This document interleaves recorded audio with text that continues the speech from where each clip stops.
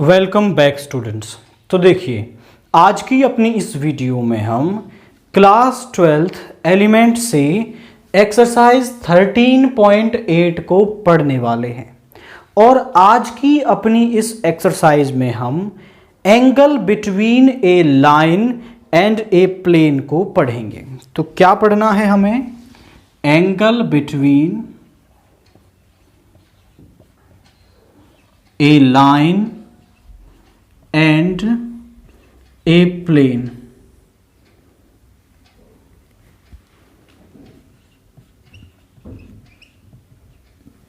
तो एक लाइन और प्लेन के बीच के एंगल को हमें पढ़ना है। मान लेता हूं मेरे पास ये एक प्लेन है,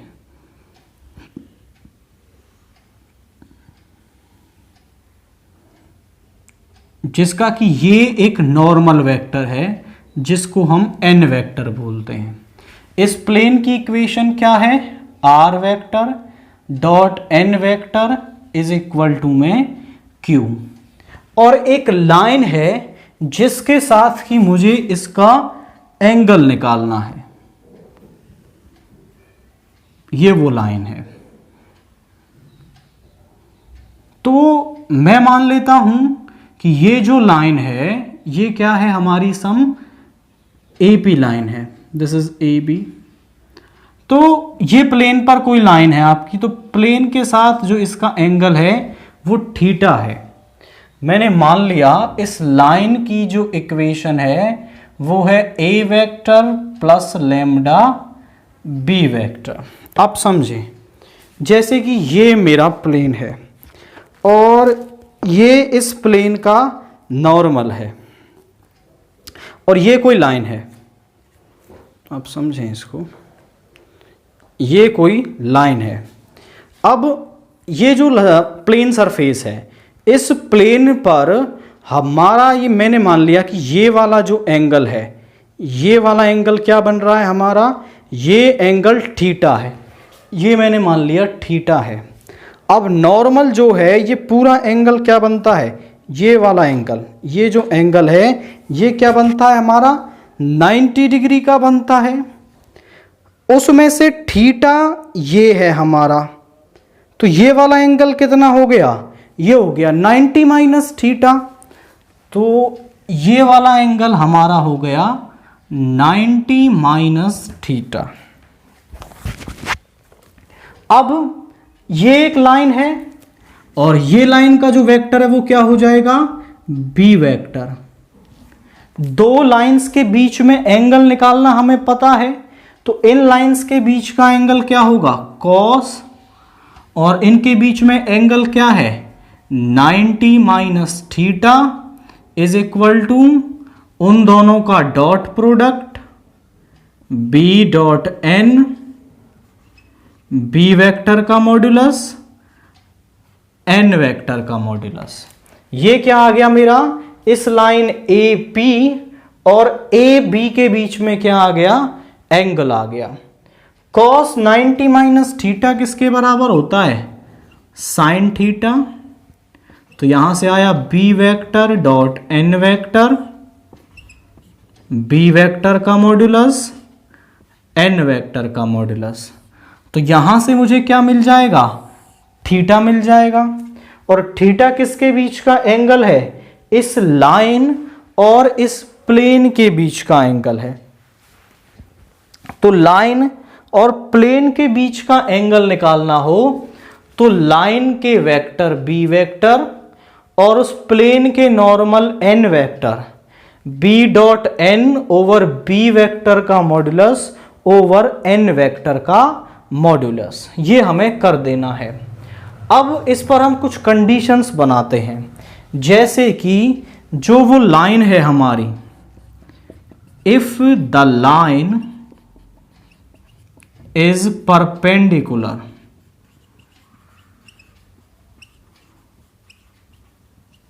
तो लाइन जो है वो क्या हो हमारी? परपेंडिकुलर हो।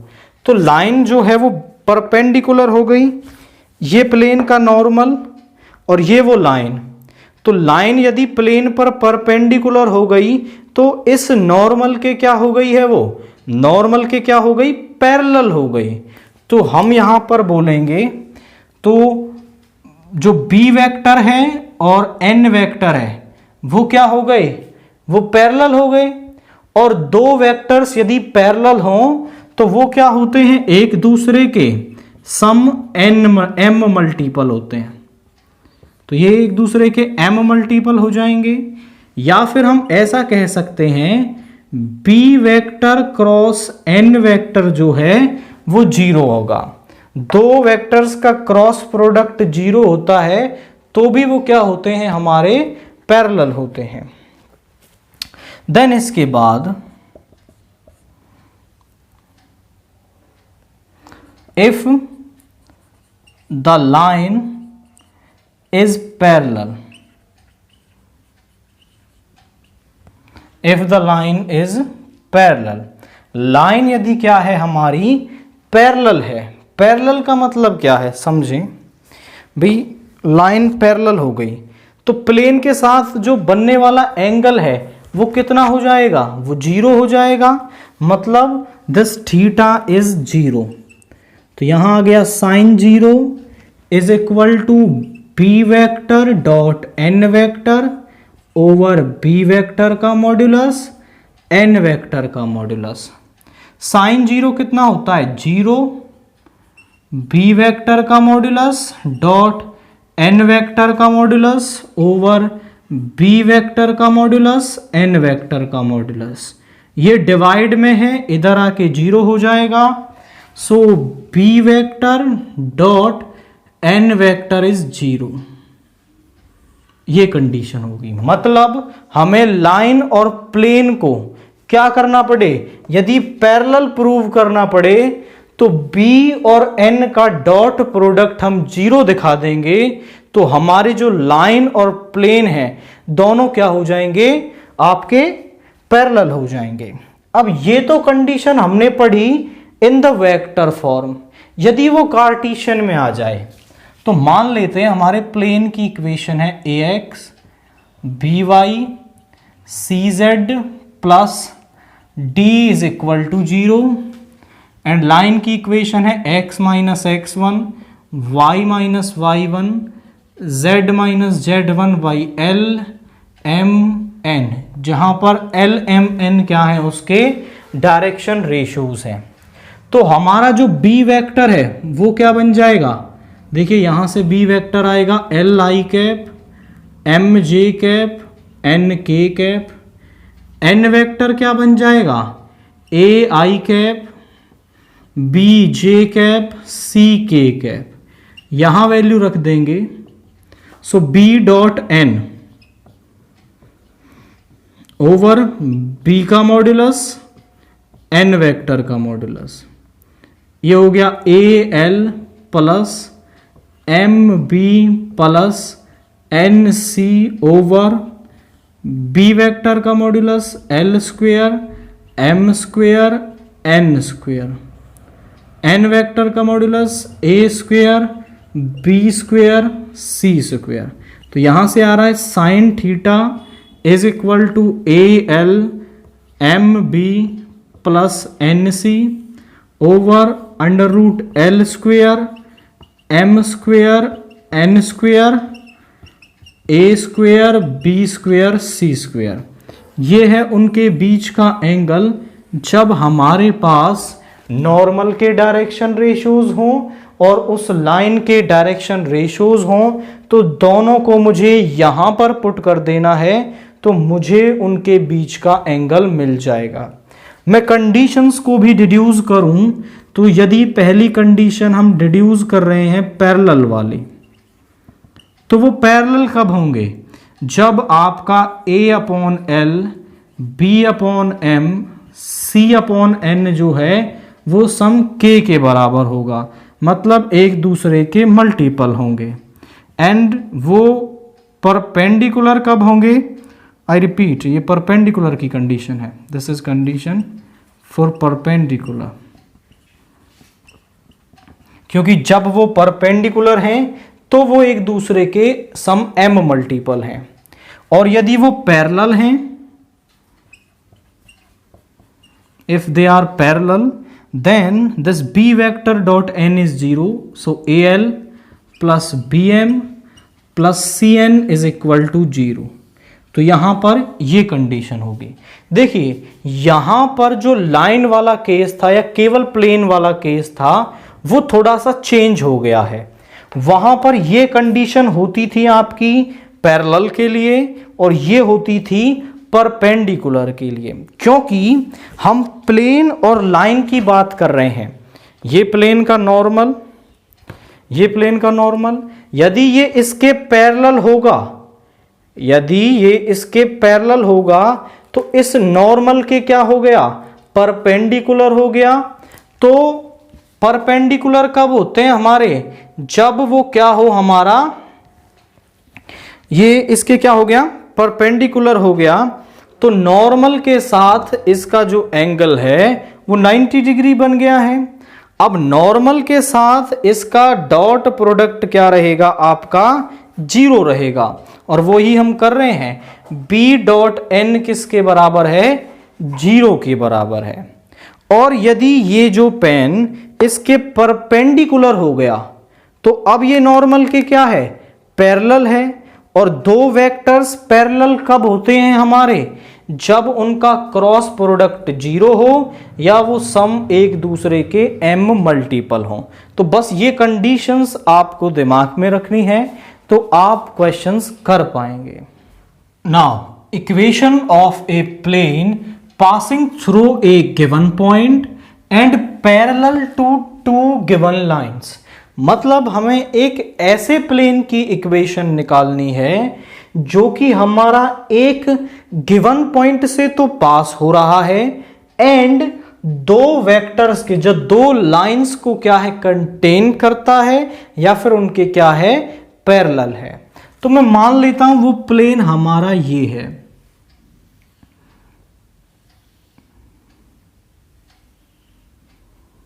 जो हमारा इस पॉइंट यानी कि A, जिसको कि हम नाम दे रहे हैं A वेक्टर से तो पास हो रहा है एंड AB वेक्टर और AC वेक्टर के क्या है, पैरेलल है। इस पर मैंने सम P पॉइंट मान लिया जिसके की कोऑर्डिनेट R वेक्टर है। अब समझें इस AB वेक्टर की इक्वेशन है, let say A1 vector plus lambda B vector and R vector A2 vector plus mu C vector, इस AC की इक्वेशन है।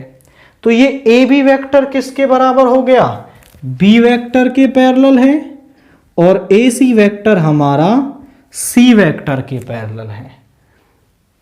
मैं ये AP वेक्टर निकाल सकता हूं, this is some AP vector, वो है position vector of P minus position vector of A, वो हो जाएगा R vector minus A vector. Condition को जरा समझें, ये हमारा प्लेन है तो इस प्लेन पर ये कोई लाइन है जो इसके पैरेलल है, मतलब ऐसे पड़ी रहेगी, इस पर पैरेलल है तो ये AB है। ऐसे ही कोई दूसरी लाइन है ये वाली, आप थोड़ा देखने की कोशिश करें। ऐसे ही ये AB है, ये AP है हमारा, और ये मैंने कोई इस पर जनरल लाइन मान लिया, यहां पर ये P पॉइंट। अब समझें कि हमारा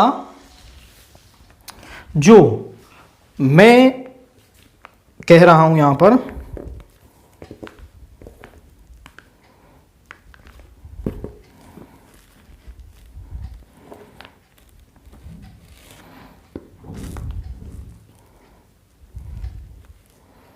इस तरीके से हमारी ये कंडीशन है,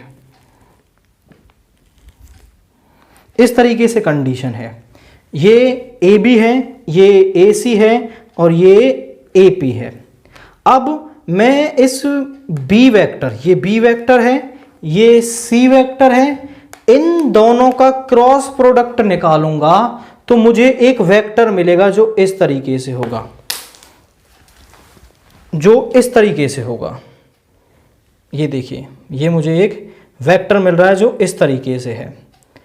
तो मैं इसका क्रॉस प्रोडक्ट निकाल लेता हूं, ए बी क्रॉस ए सी, वो आ रहा है बी क्रॉस सी। अब इसके कंसेप्ट को समझना, देखो ये है ए पी वैक्टर और बी क्रॉस सी ये वेक्टर है। आप देखें ये जो बी क्रॉस सी है मेरा,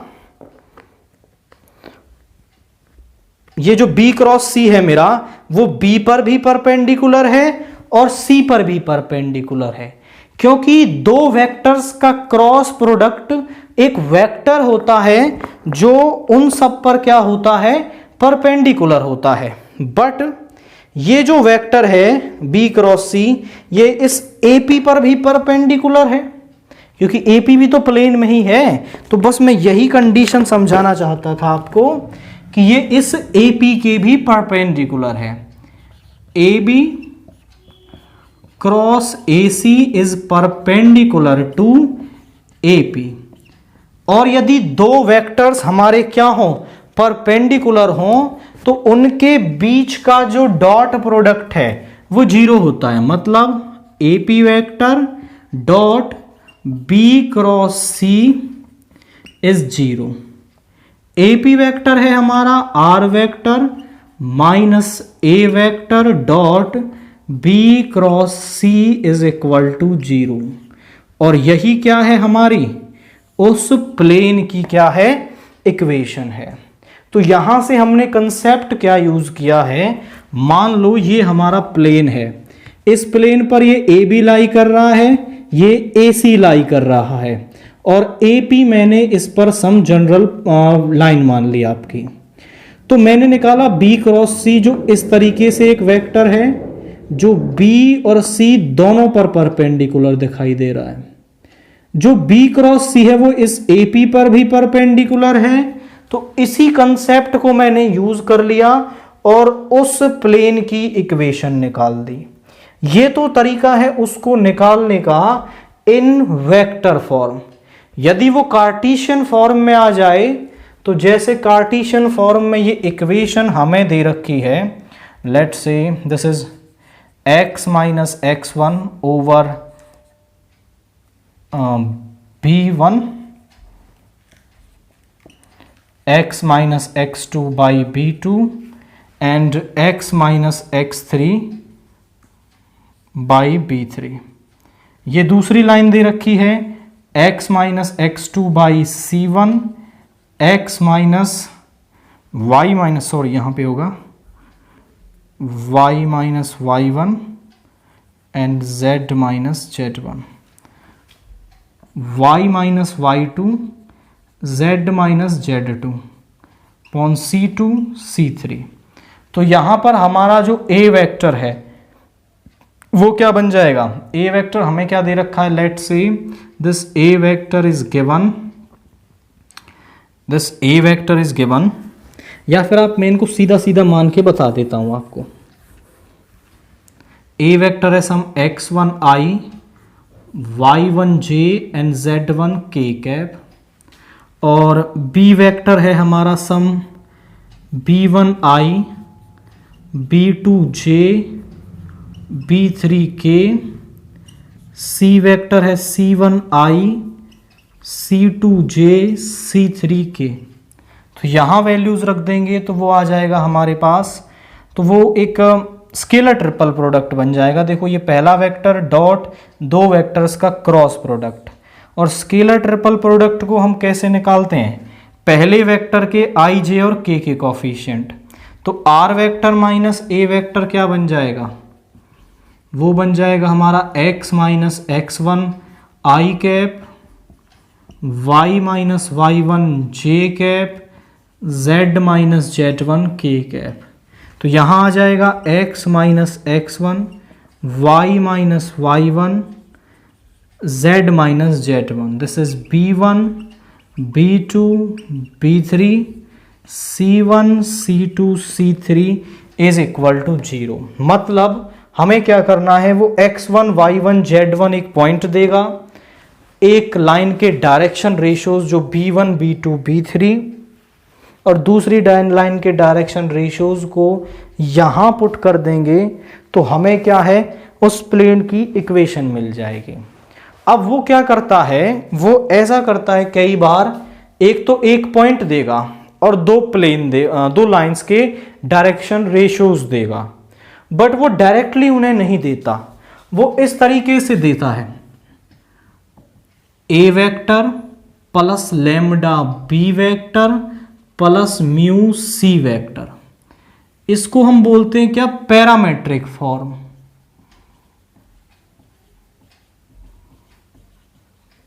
पैरामेट्रिक फॉर्म, और इस फॉर्म से वो हमें प्लेन की इक्वेशन निकालने के लिए बोलता है। तो यहां पर ये जो प्लेन है इस ए वेक्टर से तो पास हो रहा है और इस बी और सी के क्या है, वो पैरेलल है या इन दोनों को कंटेन करता है, ये हमें समझना होगा इससे ही। अब हम देखते हैं आपकी एक्सरसाइज 13.8। 13.8 का पहला क्वेश्चन हमें क्या दे रखा है, find the angle between the following lines and the planes. Line और प्लेन के बीच में हमें एंगल फाइंड आउट करना है। तो उसकी इक्वेशंस हमें क्या दे रखी हैं, वो दे रखी है x + 1/2 is equal to y - 1/2 z - 2/4 and plane की इक्वेशन दे रखी है 2x + y - 3z + 4 is equal to 0। तो इस लाइन के डायरेक्शन रेशियोज क्या हैं, ड्स ऑफ लाइन वो है 2, 2, 4 एंड ड्स ऑफ नॉर्मल टू प्लेन वो क्या है हमारे पास, वो है 2, 1 - 3। Angle between line and plane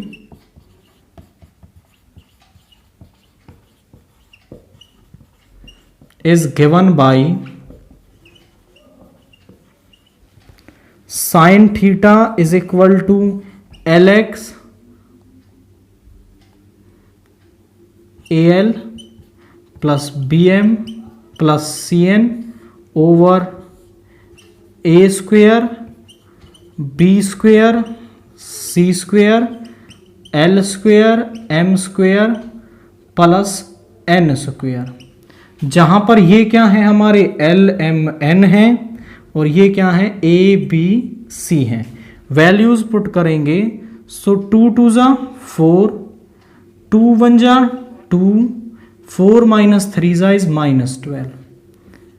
यहां पे 2 का स्क्वायर 4, 2 का 4 16 का 4 का 16, 2 का 4 1 का 1 -3 का 9। तो यहां पे आ गया sine theta is equal to -6, दोनों पे एक ही बार रूट लगा लेंगे तो ये आ गया 24 इंटू ये आ गया हमारा दैट इज 14। इसको थोड़ा सा हम ब्रेक कर सकते हैं, इसको मैं लिख सकता हूँ 4 × 2 × 3, इसको लिख सकता हूँ 2 × 7, 4 बाहर आ जाएगा 2 बन जाएगा, ये 2 2 का पेयर है, एक और 2 बाहर आ जाएगा तो यहाँ से एक 2 और एक 2 आ गया, अंदर बचा 21, 2 से 3 टाइम्स। साइन को इधर ले जाएंगे, theta is equal to sine inverse -3/2 √21। ये क्या आ गया हमारा, इन सब के बीच में, इन दोनों के बीच का एंगल आ रहा है। तो एंगल निकालने के लिए मुझे लाइन के डायरेक्शन रेशियोज और नॉर्मल के डायरेक्शन रेशियोज चाहिए और फिर मैं उन्हें इस फॉर्मूले में पुट कर दूंगा तो मुझे उनके बीच का जो एंगल है वो मिल जाएगा। नाउ एक्सरसाइज 13.8 के क्वेश्चन नंबर 1 का सेकंड पार्ट देखिए, वहां पर हमें लाइन और प्लेन के बीच का ही एक एंगल निकालना है। फर्स्ट का second part, the given equations are, वो क्या दे रखी हैं हमें, R vector is equal to 2i plus 3j plus 4k plus lambda into 2i plus 3j plus 4k and R vector is equal to R vector dot i plus j plus k is equal to 5. This is first and this is second. करना क्या है, यहां पर पहले मैं b vector और n vector निकाल लेता हूं. देखिए, comparing first and second,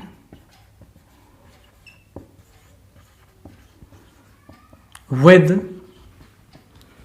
r vector is equal to a vector plus lambda b vector and r vector dot n vector is equal to some q.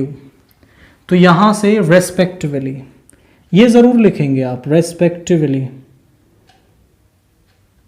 क्योंकि हमें इसके साथ इसको और इसके साथ इसको कंपेयर करना है. b वेक्टर क्या हो गया, 2i plus 3j plus 4k. n vector क्या है, i plus j plus k. Angle between the lines is given by, formula क्या होता है हमारा, वो होता है sine theta is equal to B vector dot N vector over B vector का मॉड्यूलस ओवर एन वेक्टर का मॉड्यूलस. बी और एन की वैल्यू रखेंगे हम यहां पर.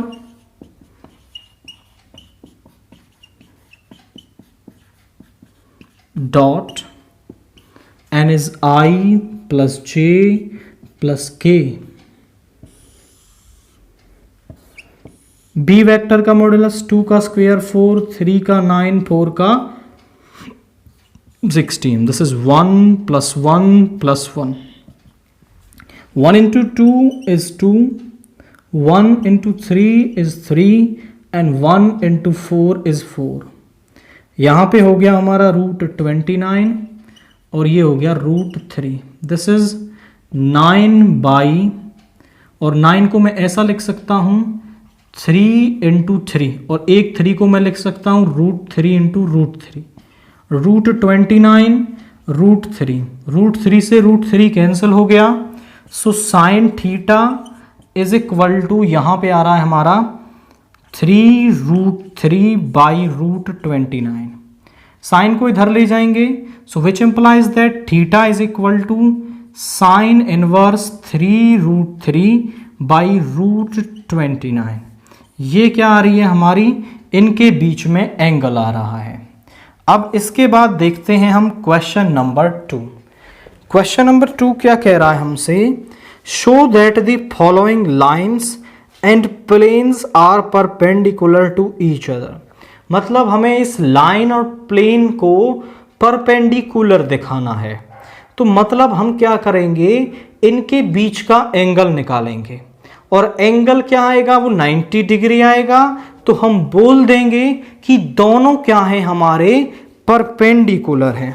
तो जरा देखिए, यहां पर लाइन की इक्वेशन क्या दे रखी है हमें, 2i cap plus J cap minus के cap plus lambda into I cap minus J cap minus के कैप.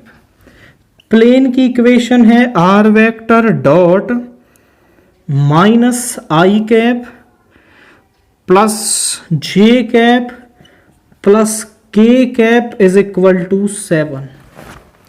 यहां पर जो बी वेक्टर है वो क्या है हमारा, वो है आई कैप माइनस जे माइनस के कैप.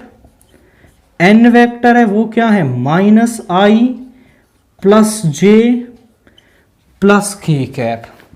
ये क्या आ रहा है हमारा, एन वेक्टर आ रहा है. अब हम इनके बीच का एंगल कैसे निकालेंगे? Angle between line and plane is given bye,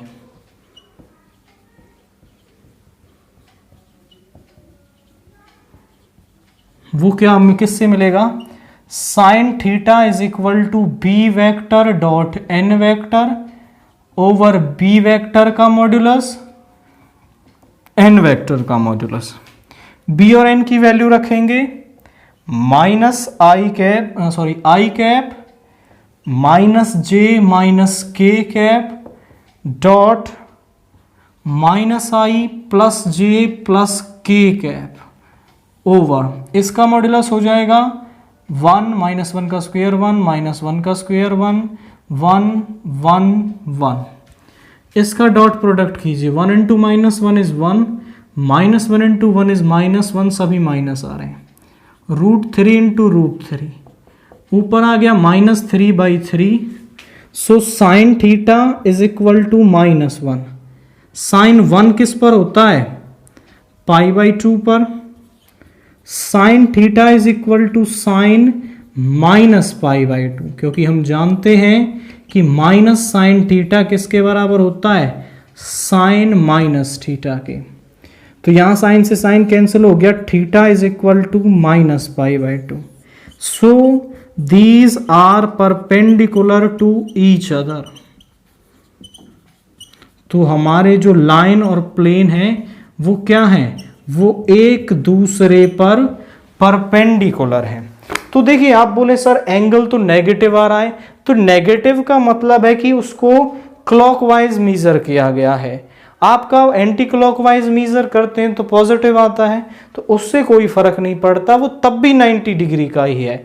हमें केवल ये शो करना है कि वो परपेंडिकुलर है, एंटी क्लॉकवाइज हो या क्लॉकवाइज हो उससे कोई फर्क नहीं पड़ता। फॉर्मूला सेम ही यूज करना है।